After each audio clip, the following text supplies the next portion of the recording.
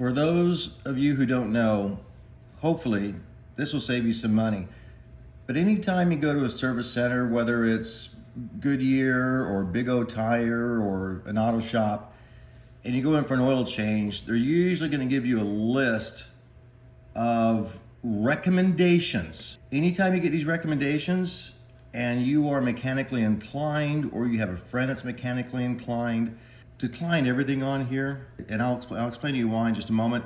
And also wait toward the end of the video and I will go over how Goodyear did something very bad on here, and it makes me question if they're really inspecting these vehicles and doing what is requested, because it seems like everything is very rushed at this particular center. But let's go ahead and get down to the basics here. They had air filter and installation, $29 for the air filter, and then cabin filter.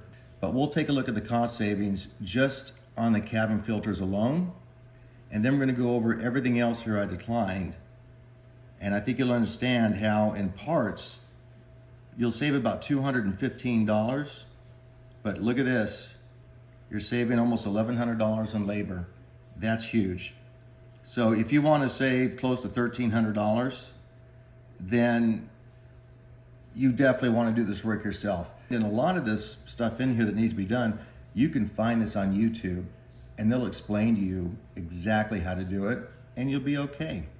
Now this is what I wanted to point out, and I'm very disappointed with Goodyear. They called me on the phone going over all the stuff like they normally do. But when they got down here to the serpentine belt, which came up to $223.38. And by the way, serpentine belts, I went online to take a look at them. I typically buy everything online. But when doing serpentine belts or anything mechanical on the vehicle itself, I prefer to go with OEM, which is an original manufacturer part. And the serpentine belt, they were charging $90.38. The most I could find for it online was $40 for a serpentine belt, OEM. So I don't know where they came up with this price. This is ridiculous. And then the labor, $133. That would have cost me $223.38. But here's the problem. My car has 130,000 miles on it when I brought it in for them to take a look at. They told me that my serpentine belt was cracked and worn and needs to be replaced. Now keep in mind, a serpentine belt is something you replace at 100,000 miles. I can tell you right now, based on the pictures you're looking at, there's nothing wrong with this belt.